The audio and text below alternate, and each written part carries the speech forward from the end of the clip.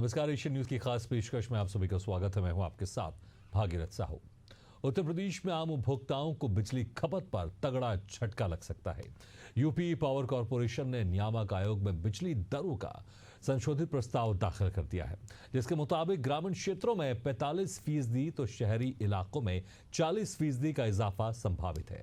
इस पर 7 जुलाई को सुनवाई होनी है, जिसके बाद सिफारिश पर अमल की अनुमति दी जा सकती है, जिसे लेकर उपभोक्ता परिषद ने प्रस्ताव को असंवैधानिक बताया है।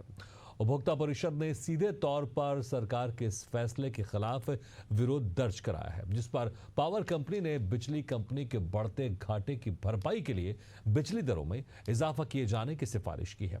वहीं यूपी में बिजली की दरों में इजाफा के संकेत पर समाजवादी पार्टी के अध्यक्ष अखिलेश यादव ने सरकार पर तंज कसते हुए कहा है कि बिजली महंगी होगी तो हम लोग मोबाइल कैसे चार्ज कर पाएंगे। तो सत्ता पक्ष की तरफ से साफ कर दिया गया है कि प्रदेश की जनता की सुविधाओं को लेकर सरकार हर तरह से चिंता करना जानती है। सरकार ऐसा कोई फैसला नहीं करेगी जो प्रदेश की जनता के खिलाफ हो, बल्कि तंज कसने वालों को अपने गिरेबान में झांकना चाहिए। इसी मुद्दे पर हम चर्चा करेंगे हमारे साथ मौजूद मेहमानों के साथ। इससे पहले सुनते हैं सियासतदारों का क्या कहना है इस पर। बिजली महंगी होने जा रही है और जब रेगुलेटरी अथॉरिटी जो है अगर वो अप्रूवल दे देगी जो सरकार का प्रस्ताव है, तो बिजली का बिल बहुत सारे लोग हम लोग नहीं दे पाएंगे। संकट आएगा कि मोबाइल भी कैसे चार्ज करें। जो लोग बिजली की दर बढ़ने पे तंज कस रहे हैं, उनसे पूछना चाहिए कि उनके शासन में जब वो लखनऊ में बिजली का तार पकड़ लेते थे 2 युवा जोड़ी के साथ, उनके शासन में तो बिजली तारों में आती नहीं थी। और उनके राज में बिजली केवल प्रदेश में 2 ही जिले में आती थी, एक इटावा सैफई और दूसरा रामपुर। बाकी प्रदेश अंधेरे में डूबा रहता था। चलिए इसी खास मुद्दे पर हम चर्चा शुरू करते हैं। जो मेहमान हमारे साथ मौजूद है मैं उनका आपसे तारुफ कराता हूँ। हमारे साथ सपा नेता शौर्य सिंह जी, शैलेंद्र दुबे अध्यक्ष विद्युत अभियंता महासंघ से, और विशाल जायसवाल भी हमारे साथ कुछ वक्त बाद जुड़ेंगे, बीजेपी प्रवक्ता हैं। सबसे पहले शैलेंद्र दुबे जी आपके पास आना चाहेंगे। जिस तरह से अब ये प्रस्ताव दिया गया है, हालांकि 7 जुलाई पर इस पर सुनवाई होगी, तो क्या माना जाए कितने हद तक जो सिफारिश है या फिर जो प्रस्ताव दिया गया है वो यहाँ पर पास हो जाएगा, या फिर इसमें कुछ संशोधन भी हो सकता है? क्योंकि सरकार के नुमाइंदे कह रहे हैं कि ऐसा कोई भी फैसला नहीं लिया जाएगा जिससे जनता को कोई परेशानी हो। देखिए, इसकी पृष्ठभूमि समझनी पड़ेगी। इसकी पृष्ठभूमि उत्तर प्रदेश में 42 जनपदों के निजीकरण से जुड़ी हुई, और यह 42 जनपद जो उत्तर प्रदेश के हैं वह पूर्वांचल और दक्षिणांचल में है। पूर्वांचल में सभी लोग इस बात को मानते हैं, बहुत गरीब जनता रहती है। दक्षिणांचल में जिस क्षेत्र का निजीकरण सरकार करने जा रही है उसमें बुंदेलखंड आता है, और बुंदेलखंड के बीघड़ों में दूर दूर तक पानी की समस्या, वहाँ पानी का वाटर टेबल बहुत नीचे है, उसको उठाने के लिए भी बिजली की जरूरत पड़ती है। और निजी कंपनियां जब आ जाएंगी तो पहली बात यह समझने की है कि सरकारी क्षेत्र में जब बिजली है तो बिजली एक सर्विस है, एक सेवा है, और निजी क्षेत्र में बिजली चीज है, वह एक बिजनेस है, एक व्यापार है। तो अभी सरकारी क्षेत्र में घाटा उठा के हम किसानों को, बिलो पावर्टी लाइन के उपभोक्ताओं को और आम घरेलू उपभोक्ताओं को भी बिजली देते हैं। लेकिन निजी कंपनी, जो निजी घराने आएंगे, वह घाटा उठा के यह बिजली नहीं देंगे। उनको सुविधा देने के लिए यह बिजली की दरों पे इजाफे का प्रस्ताव रखा गया है। नहीं तो मैं बहुत विनम्रता पूर्वक यह सवाल करना चाहता हूँ कि 2019 से 2025 तक उत्तर प्रदेश में बिजली की दरों में 1 पैसे की भी वृद्धि नहीं की। आज अचानक 45% की वृद्धि क्यों की जा रही? और बिलो पावर्टी लाइन के जहां तक कंज्यूमर्स हैं, उनके लिए 2017 के अपने संकल्प पत्र में भारतीय जनता पार्टी ने यह कहा था कि उनको 3 रुपए में बिजली दी जाएगी। जो प्रस्ताव आज दिया गया है वह 4 रुपए प्रति यूनिट का है, यानी 33% बिजली की दरों में वृद्धि का प्रस्ताव है। तो भारतीय जनता पार्टी का अपना जो संकल्प पत्र है उसके विपरीत भी है। और जहां तक घरेलू उपभोक्ताओं की बात है, उनके लिए 9 रुपए, जो अभी 6.5 रुपए अधिकतम दरें हैं बिजली की, वह 9 रुपए प्रति यूनिट करने का प्रस्ताव है। 110 रुपए प्रति किलोवाट भी फिक्स चार्ज है, उसको बढ़ा के 190 रुपए प्रति किलोवाट कर दिया जाएगा। तो प्रति किलोवाट जो भार बढ़ रहा है पैसे का और जो एनर्जी चार्जेस बढ़ रहे हैं, अगर उनको जोड़ देंगे तो औसत 12 रुपए 13 रुपए प्रति यूनिट बिजली होने वाली है। और निजी क्षेत्र में यही बिजली के दाम है। मुंबई में निजी क्षेत्र की कंपनी काम करती है, टाटा और अदानी पावर, 16 से ठीक है, लेकिन इसके बीच में आप इस बयान को कैसे देखते हैं, क्योंकि कहा जा रहा है सरकार की तरफ से कि ऐसा कोई भी फैसला नहीं होगा जिससे गरीबों के या लोगों को कोई नुकसान हो या फिर समस्या हो। ये प्रस्ताव दिया गया है कंपनियों की तरफ से, लेकिन आपको क्या लगता है कितने हद तक इस प्रस्ताव को माना जाएगा या फिर इसमें कोई संशोधन हो सकता है? देखिए, इस प्रस्ताव के पृष्ठभूमि में मैंने आपको कहा बिजली का निजीकरण है। खाली निजीकरण का प्रस्ताव वापस लिया जाए, क्योंकि निजी क्षेत्र आएगा तो निजी क्षेत्र ठीक है, आप कह रहे हैं कि इस प्रस्ताव के जरिए निजीकरण की ओर सरकार बढ़ना चाहती है। ठीक है, शौर्य सिंह जी, आपके नेता कह रहे हैं कि अगर बिजली महंगी हो जाएगी तो हम मोबाइल भी चार्ज कैसे करेंगे, लेकिन अगर आपकी सरकार में देखें तो तकरीबन 60% की वृद्धि हुई थी आपकी बिजली बिलों में। देखिए, बहुत बहुत धन्यवाद मौका देने के लिए।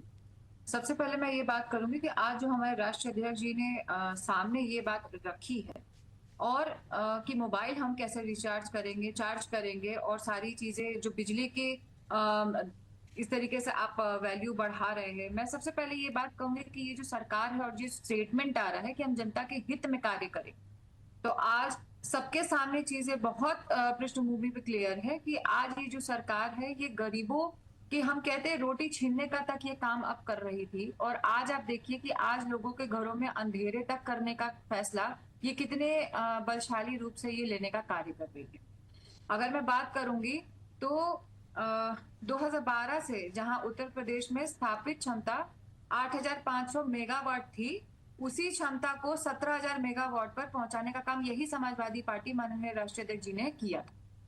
और जितने भी जिलों की हम बात करते हैं यहाँ पे, और प्रति यूनिट बिजली में जो इजाफा 60% हुआ आपके कार्यकाल में, अखिलेश यादव के कार्यकाल में 12 से 17 के बीच में 60% की वृद्धि हुई है। जी देखिए, 60% की वृद्धि हुई है कि उस समय की बातें मैं कर लूं कि आप उस समय एक चीज और ये देखिए, हर घर में बिजली थी। कोई ऐसा घर नहीं था जहां पे जिनके घर में अंधेरे होते थे, ऐसा बिल्कुल भी नहीं होता था। मुझे लगता है कि शायद आपको उस वक्त की खबरें नहीं होंगी, क्योंकि उस वक्त की खबरें ऐसा कहा जाता था कि शहरी क्षेत्र में 14 से 18 घंटे बिजली रहती थी, वहीं ग्रामीण क्षेत्र में तकरीबन 10 घंटे के आसपास ही बिजली रहती थी। आप कह रहे हैं कि ऐसा कोई भी क्षेत्र नहीं था जहां अंधेरा नहीं रहता था।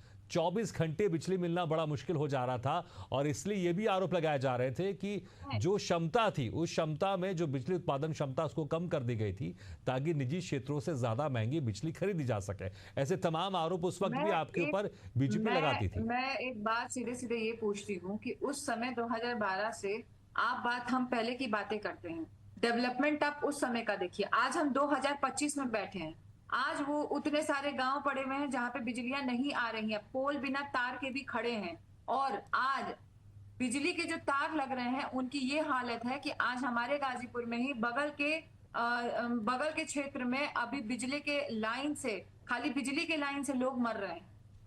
और आप बात करते हैं पहले की, तो बात, आज हम 2025 में बैठे हैं, आधुनिकता की बात करते हैं, और हम आज बात कर रहे हैं प्राइवेटाइजेशन, हर चीज को किया जा रहा है। आज बिजली को भी प्राइवेटाइजेशन हम बेच रहे हैं, हम संविदा पे लोगों को रखेंगे, और अगर कंपनीज को नुकसान होता है तो सारे जितने भी एम्प्लॉयज हैं वो अनएम्प्लॉयड हो जाएंगे दोबारा से।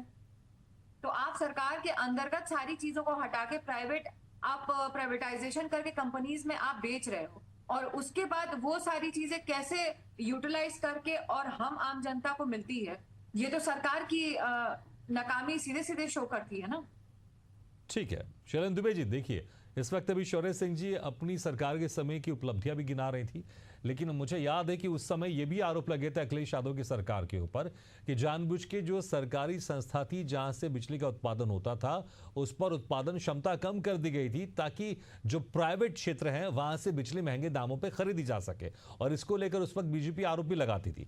तो इसलिए चाहे सरकार किसी की भी हो, यहां पर पूरा जोर प्राइवेटाइजेशन पे दिया जाता है, क्योंकि क्या कुछ पता नहीं, कुछ हो सकता हो, शायद कुछ डील होती होगी अंदरूनी तौर पर।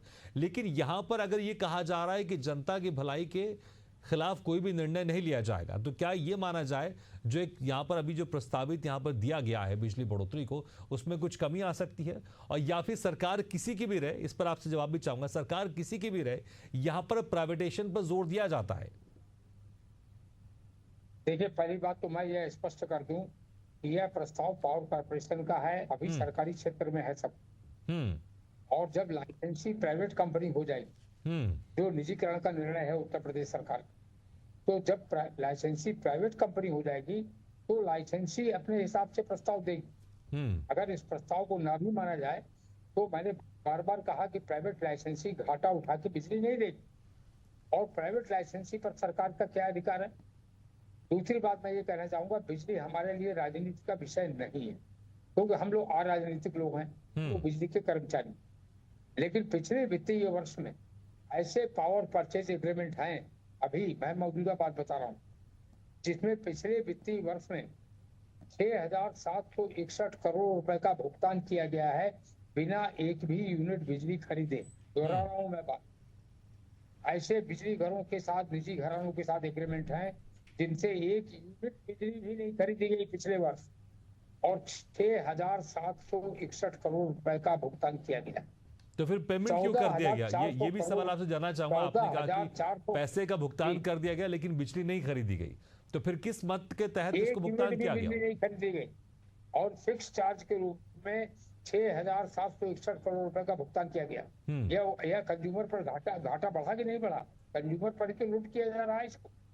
यह क्या कर्मचारियों की गलती है? यह गलती तो सरासर मैनेजमेंट की है। मैनेजमेंट को ऐसे पावर परचेज एग्रीमेंट करने नहीं चाहिए थे, और अगर कर लिया है तो हमारे बार बार कहने के बाद उसको रद्द करना चाहिए, ऐसे पावर परचेज एग्रीमेंट। कि हमें बिजली की जरूरत नहीं है और फिर भी हमने एग्रीमेंट कर रखा है और हम उसका भुगतान कर रहे हैं। तो यह फिर मैं कह रहा हूँ, मूल विषय आज बिजली की दरें बढ़ना नहीं है, यह इसकी पृष्ठभूमि में निजीकरण है। यह निजी घरानों को सहूलियत देने के लिए किया जा रहा है। तो इसलिए मुख्य बात है कि निजीकरण पर चर्चा हो, और 42 जनपदों की जमीन 1 रुपए में दी जा रही है। यह लिखा हुआ है, मैं लिखित बात बता रहा हूँ। 1 रुपए में 42 जनपदों की जमीन लीज पर प्राइवेट कंपनी को दी जाएगी। यह अरबों खरबों रुपए की जमीन है। लाखों करोड़ रुपए की परिसंपत्तियां जो बिजली की हैं, वह कौड़ियों के दाम निजी घरानों को सौंपी जा रही। यह जनता की परिसंपत्तियां हैं। ठीक है, आप कह रहे हैं कि जो बिजली बढ़ोतरी का प्रस्ताव यहाँ पर दिया गया है, इसके पीछे प्राइवेटाइजेशन है, इसके पीछे निजीकरण की एक सोच है। हालांकि ठीक है, देखना होगा अभी 7 जुलाई को इस पर फैसला होगा, इस पर फैसला क्या होता है। ठीक है, लेकिन शौर्य सिंह जी, देखिए जिस तरह से शैलेंद्र दुबे जी कह रहे हैं कि प्राइवेटाइजेशन, जब आपकी सरकार थी उस वक्त भी ये आरोप लगे थे कि आप लोग भी प्राइवेटाइजेशन को बढ़ावा देने के लिए महंगे दामों पर निजी कंपनियों से बिजली खरीदा करते थे।